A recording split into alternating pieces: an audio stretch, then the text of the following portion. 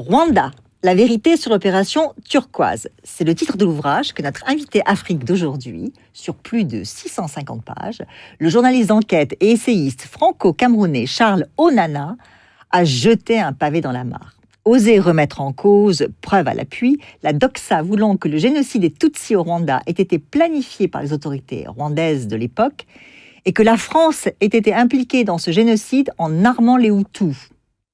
Revenons sur les faits. Le 22 juin 1994, le Conseil de sécurité des Nations Unies autorise, par la résolution 929, le déploiement d'une force multinationale sous commandement français au Zaïre. Le président Mobutu était toujours en vie à l'époque, et au Rwanda. C'est l'envoi de cette force, appelée Opération Turquoise, après l'attentat contre le Falcon 50 du président rwandais Juvenal Habyarimana, qui a également coûté la vie à son homologue burundais le 6 avril 1994, et alors que les tueries en masse avaient commencé, qui est mise en cause, y compris au sein de l'armée française. En effet, depuis 25 ans, journalistes, membres d'ONG, chercheurs et surtout les tenants du régime de Paul Kagame, devenu président du Rwanda en septembre 2000, mais qui luttait à l'époque au sein des forces révolutionnaires appelées Front patriotique du Rwanda, le FPR, accuse la France d'avoir participé à la préparation puis à l'exécution du génocide des Tutsis par les Hutus, qui a fait plus d'1 million de morts. Docteur en sciences politiques, diplômé de l'université Jean Moulin, Lyon 3, où il a soutenu sa thèse en décembre 2017, Charles Onana est un spécialiste des Grands Lacs et des conflits armés, en plus de ses écrits concernant le génocide au Rwanda. Il est également connu pour son travail de pionnier sur l'histoire des tirailleurs africains pendant la Seconde Guerre mondiale. Il a également dirigé l'Organisation panafricaine des journalistes indépendants au sein de laquelle il a mené une enquête sur l'assassinat du journaliste burkinabé Norbert Zongo. Charles Onana, bonjour. Oui, bonjour. Alors, je le disais en introduction, je le rappelais, vous aimez les sujets difficiles. Mais pourquoi ce livre qui revisite l'opération turquoise et les génocides rwandais maintenant et dans quel but ? C'est très simple, c'est parce que l'histoire officielle est fausse et c'est surtout parce que pendant 25 ans, on a essayé de nous imposer une version alors même que des archives étaient ouvertes aux États-Unis et dans d'autres pays. Mais enfin, tous les pays ne veulent pas ouvrir leurs archives et on comprend pourquoi. Mais lorsque j'ai consulté les archives des Nations Unies, je me suis rendu compte qu'on nous a beaucoup menti. Et donc, j'ai essayé tout simplement de faire avancer le débat, de permettre qu'on sorte progressivement de la zone émotionnelle pour aller vers la zone rationnelle pour que les gens comprennent réellement ce qui s'est passé. Je crois que vous avez travaillé pendant 10 ans pour ce livre, donc c'est la raison pour laquelle ça sort maintenant ou il y a une raison particulière dans l'actualité ? Non, il y avait tout simplement le fait que j'avais accédé à beaucoup d'archives, mais je n'avais pas encore accédé à une bonne partie des archives du Conseil de sécurité des Nations Unies parce que c'est là-bas que les choses se sont décidées. Et en accédant à ces archives-là, j'ai pu me rendre compte que la plupart des choses qui étaient connues, ne correspondaient pas à ce qui s'est passé. Et c'est pour cette raison que j'ai voulu qu'on puisse avoir à la fois les différentes positions des acteurs, mais surtout qu'on identifie tous les acteurs extérieurs qui ont participé à cette tragédie. Donc, votre livre est vraiment, selon la manière dont on le vend, c'est-à-dire qu'il est vraiment plein de révélations nouvelles. Absolument, D'accord. Beaucoup. On y reviendra. Mais dites-moi, alors, est-ce que vous avez été surpris par les réactions à la sortie de votre livre, qui vient donc de paraître ? Vous savez que l'on vous traite de révisionniste, voire de négationniste. Que répondez-vous à vos détracteurs ? D'abord, que je n'ai pas l'habitude d'insulter ou d'injurier des gens qui ne sont pas d'accord avec moi. C'est mon éducation. On m'a appris à être poli, correct vis-à-vis des gens quand ils pensent ou quand ils disent des choses. Alors, la deuxième chose, c'est que ce n'est pas avec des injures qu'on fait avancer le débat, d'abord, et ensuite, ce n'est pas avec ça qu'on fait avancer le débat scientifique. Moi, je mets des choses sur la table. Les gens qui ne sont pas d'accord devraient apporter des choses contradictoires ou suffisamment d'éléments plus forts que les miens. Alors, si on est réduit à m'injurier, je considère que ceux qui m'injurient n'ont pas grand-chose dans les mains. Alors, dans votre livre, vous faites très justement remarquer que le génocide au Rwanda, peut-être que génocide, c'est contestable, puisque ça suppose une préparation en amont, et deuxièmement, que faire un parallèle avec le génocide des Juifs, c'est quand même très abusif. Pourquoi ? Alors, deux choses. La première chose, c'est que le gouvernement rwandais actuel a martelé pendant des années que la tragédie du Rwanda était planifiée par les Hutus, sauf que le président Hutu Juvenal Habyarimana est mort avant le début des massacres, et que le gouvernement qui est arrivé après lui n'a jamais travaillé avec Habyarimana. Donc, il y a déjà d'entrée de jeu un problème. Donc, il y a un hiatus, ça s'appelle. Il y a un problème. Donc, alors, le deuxième élément, c'est que le tribunal pénal international a démontré à travers tous les procès qu'il n'y a jamais eu de planification. Alors, s'il n'y a pas eu de planification, qu'est-ce qu'il y a eu ? Et c'est à ce moment-là que je me suis rendu compte qu'il y avait quand même beaucoup de problèmes. La deuxième grosse erreur, et là je trouve vraiment scandaleux, c'est qu'on compare les événements du Rwanda à la tragédie qu'ont connue les Juifs pendant la Seconde Guerre mondiale. J'ai travaillé quand même sur les tirailleurs africains, le rôle des Africains pendant la Seconde Guerre mondiale. Mais je ne vois pas, sur le plan sociologique, sur le plan politique et sur le plan militaire, comment on peut comparer le peuple juif qui a subi une tragédie, une horreur comme celle qui s'est passée pendant la Seconde Guerre mondiale, comment on peut comparer ça avec des gens qui se battaient pour la conquête du pouvoir. Parce que le problème entre Hutu et Tutsi, c'est que les uns sont au pouvoir et les autres veulent prendre le pouvoir que détiennent les premiers. Tout à fait, donc je ne comprends pas pourquoi même les intellectuels juifs acceptent qu'on puisse faire un tel amalgame. Je trouve que vraiment... Pas de négationnisme de votre part. Mais absolument pas. D'ailleurs, le terme de négationnisme vient justement des événements de la Seconde Guerre mondiale.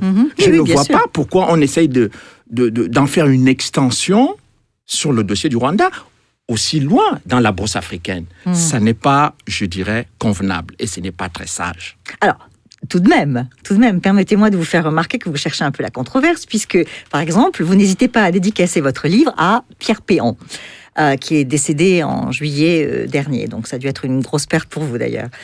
Or, en son temps, lui-même avait été accusé par ses détracteurs d'avoir écrit un livre sur commande, juste pour minimiser les responsabilités françaises dans le génocide des Tutsis au Rwanda. Or, votre livre, à vous, La vérité sur l'opération turquoise, c'est la suite de Noir Fureur, Blanc Menteur, qui était le titre du livre de Péan en son temps. Et dans ce cas, assumez-vous les accusations d'ethnicisme déjà portées contre votre prédécesseur ? Alors, d'abord, je dois dire une chose, c'est que Pierre Péan avait même été accusé d'être raciste. Alors, ce qui pour moi était insupportable de connaître Péan depuis des années, et de savoir tout ce qu'il a fait. Il était le premier à sortir Affaires africaines pour dénoncer les turpitudes de la France en Afrique. Donc, traiter ce monsieur de raciste, pour moi, c'était un scandale. Et d'ailleurs, je suis allé le défendre devant la 17e chambre pour dire que, ce que Pierre Péan avait dit, moi aussi je l'avais dit. Mais moi, on ne m'a jamais accusé d'être raciste. Donc, je trouvais que ce qui était fait contre lui était profondément, intellectuellement malhonnête.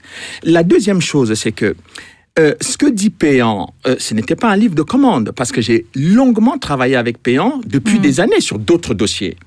Mais son entrée dans le dossier du Rwanda s'est aussi fait un peu par mon biais, par mon canal, parce que je dirais que j'ai beaucoup influencé aussi Péan pour qu'il travaille sur cette affaire. Pourquoi ? Parce que je m'étais rendu compte qu'il y avait comme une force d'inertie en France.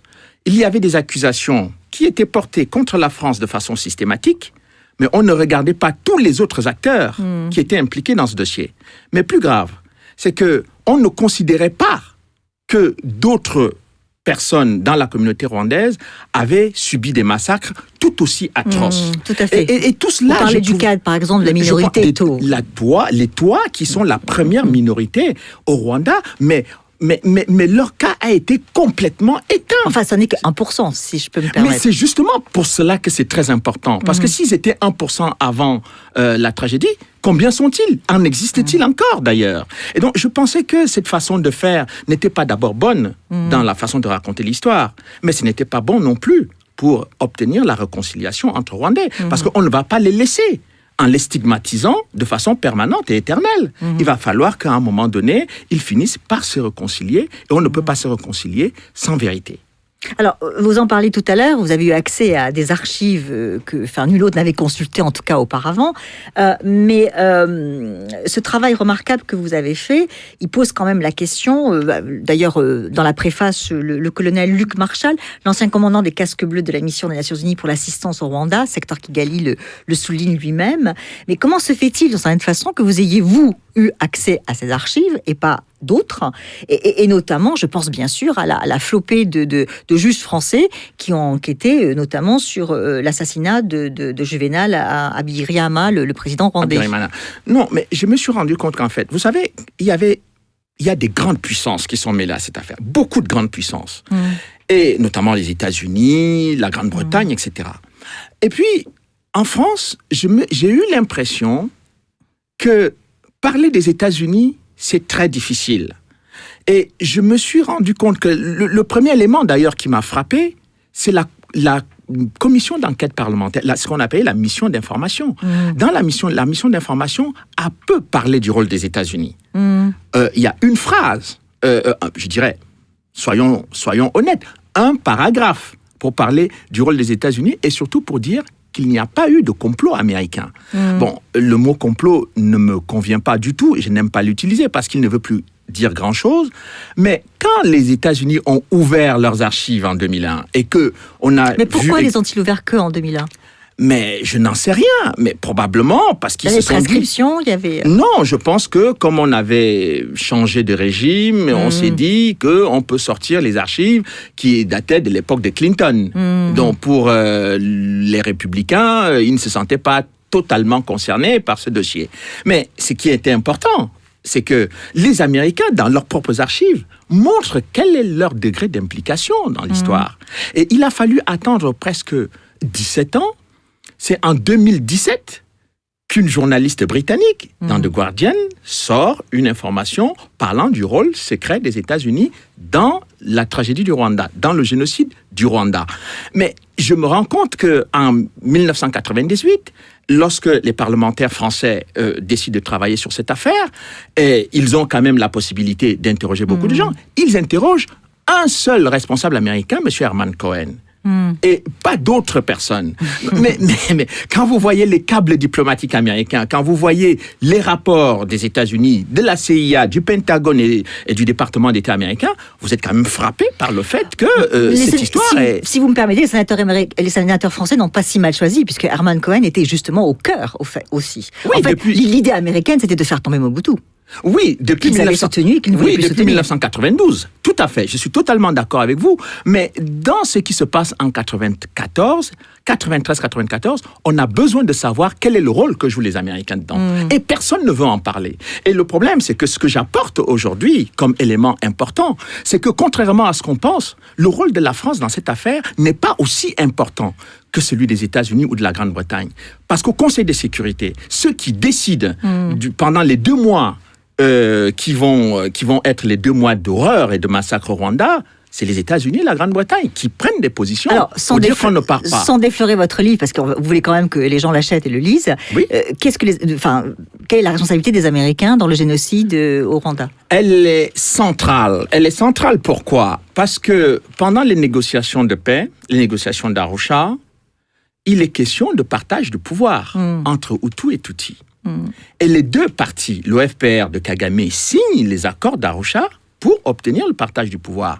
Et ce partage du pouvoir va encore beaucoup plus loin parce qu'on finit par donner un pourcentage très important aux rebelles dans l'armée. C'est-à-dire que l'OFPR de Paul Kagame allait devenir une force beaucoup plus importante que l'armée Hutu qui était là depuis des années. Mais avant que ces accords ne soient mis à exécution, c'est là qu'on décide d'éliminer le président Juvénal Habyarimana. Et les Américains, une fois que cet attentat a lieu, au lieu de demander qu'on revienne donc aux accords d'Arusha, ce que demandent les autorités et les Français, ils disent non. Ils laissent pendant 2 mois, les massacres s'est déroulés. Mais quand je fouille dans les archives du Conseil de sécurité, mais pourquoi ils font ça en accord avec le FPR? C'est parce que le FPR avait une supériorité militaire.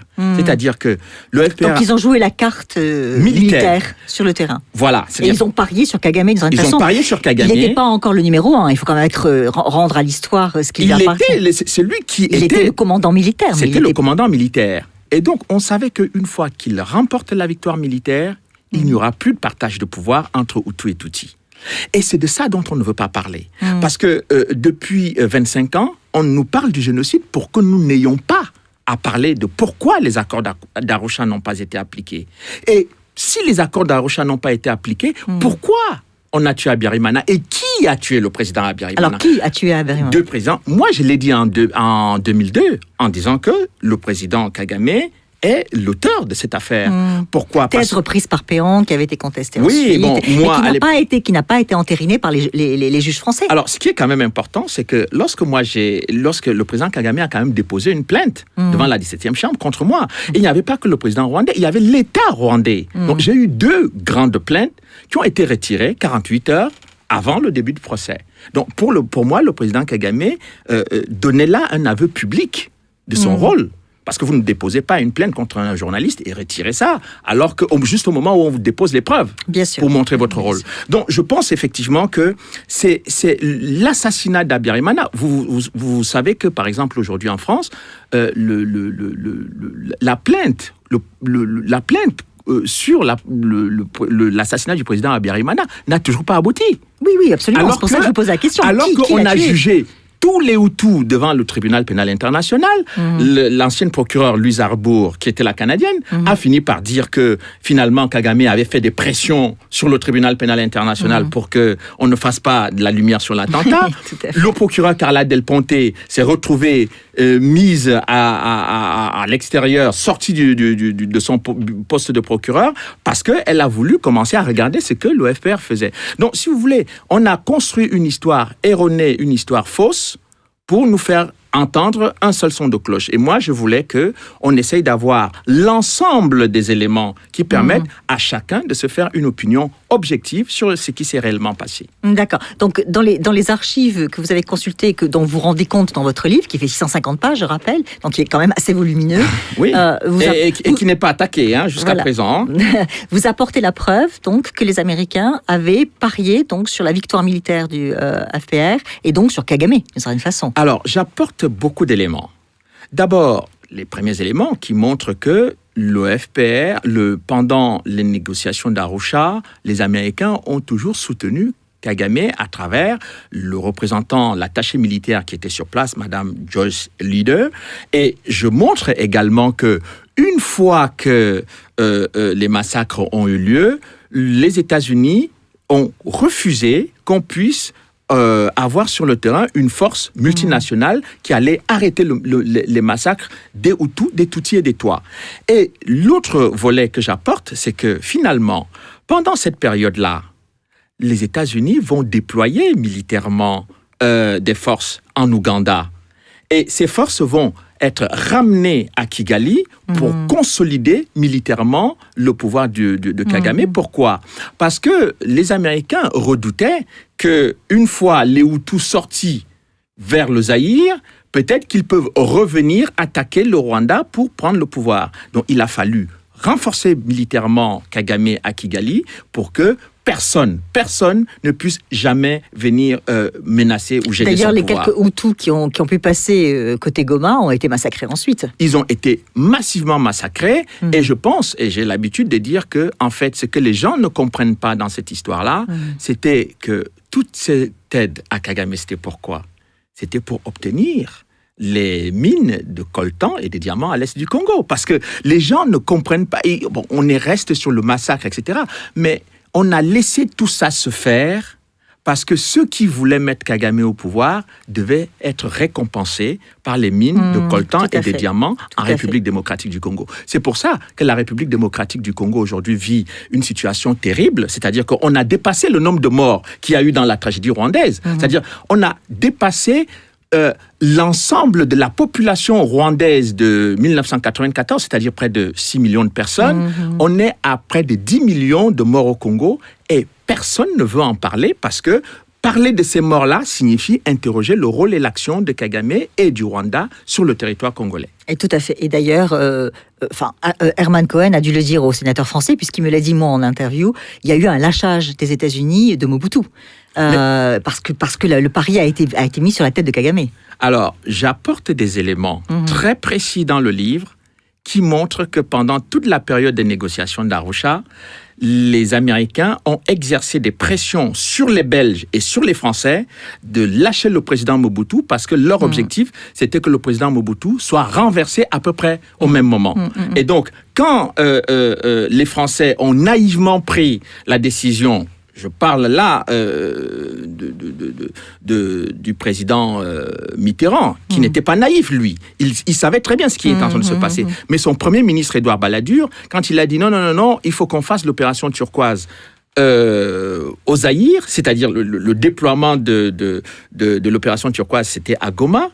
Mais le premier ministre Balladur n'a pas compris que, en fait, Goma était l'aéroport international du trafic de diamants et de coltan que ceux qui avaient placé Kagame au pouvoir allaient utiliser après pour exploiter les ressources du Zaïre. Voilà la stratégie qui a été utilisée. Et quand on ne comprend pas cette interaction entre les mines de coltan et de diamants et de tous les minerais de l'Est du Congo, on ne comprend pas ce qui se passe sur ce qu'on va appeler le génocide au Rwanda. D'accord, oui. Alors justement, donc pour résumer, ce que votre livre apporte, la vérité sur l'opération turquoise, c'est donc la dimension géopolitique. Si je la dimension bien. Géopolitique, c'est qu'on comprenne que la prise de pouvoir de Kagame est liée au renversement de Mobutu, puisqu'en 97, c'est Kagame qui vient renverser le maréchal Mobutu avec l'aide des États-Unis et de l'Ouganda. Qui, soit dit en passant, beaucoup de Congolais ont toujours soutenu cette thèse et ne sont pas du tout entendus jusqu'à présent. Mais aujourd'hui, ils ont des éléments de preuve. C'est-à-dire que...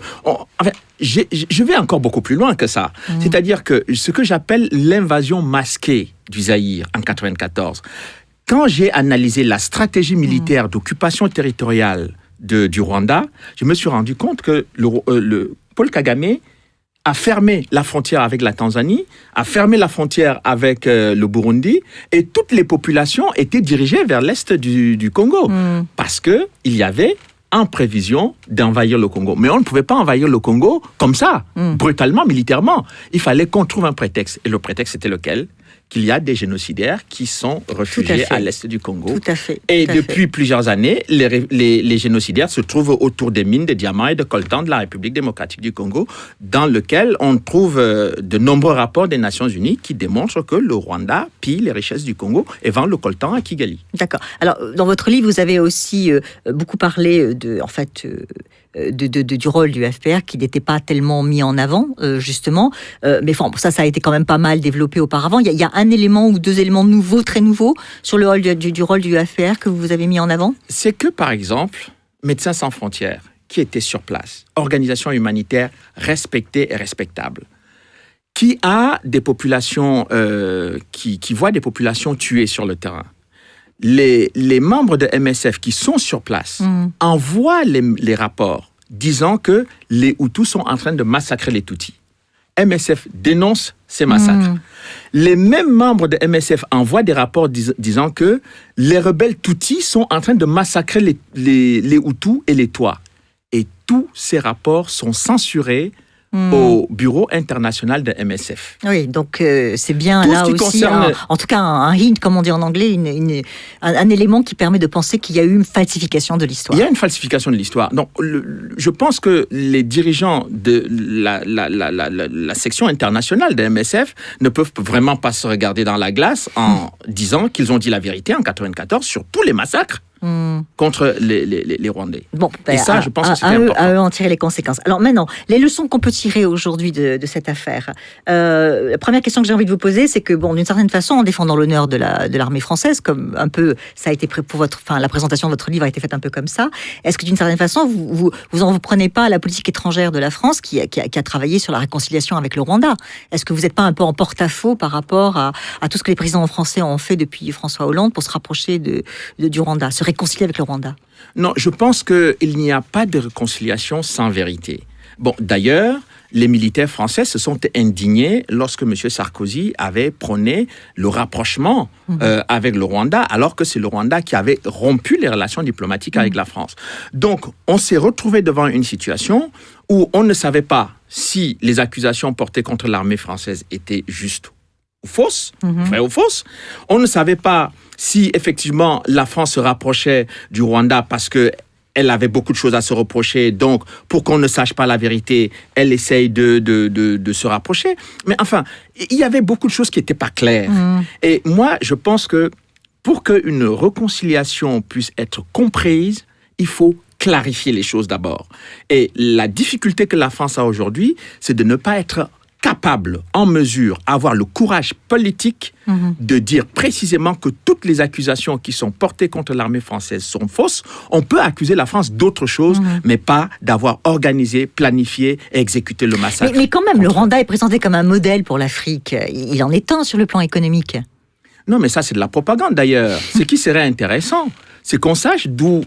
Écoutez, quand on me parle du Ghana, on me dit que le Ghana est un pays qui se bat, mais parce que le Ghana travaille qu'avec ses ressources. Le Ghana ne va pas piller les ressources de son voisin. Bon, alors, le Rwanda, il faut qu'on nous dise d'où viennent les ressources du Rwanda pour faire ce qu'ils sont en train de faire au Rwanda. Je pense que ce soit les Occidentaux ou les Africains qui prennent le Rwanda comme modèle, il faut qu'ils demandent clairement d'où viennent les ressources du Rwanda pour construire ce pays. Si on viole les femmes à l'est de la République démocratique du Congo et qu'on se tait, si on massacre les populations civiles, si on utilise les enfants dans les mines de diamants et de coltan, si chaque jour les populations congolaises sont en instabilité permanente jusqu'à la tête du pays, parce que le Rwanda mène des incursions qui sont aujourd'hui démontrées par la MONUC, je pense que ce n'est pas très sérieux, ce n'est pas très correct. Il faut dire la vérité sur ce qui se passe et alors à ce moment-là, eh bien, on va applaudir le Rwanda. Si le Rwanda arrive à se développer par ses propres ressources, moi je serai le premier à dire allez voir comment ils font parce que leur méthode est efficace. Mais si c'est pour se développer en dépouillant le voisin, je pense que ce n'est pas très honnête et ce n'est pas très correct et ce n'est pas comme ça que l'Afrique va se développer. Charles Onana, merci beaucoup pour tous ces éclaircissements. Je vous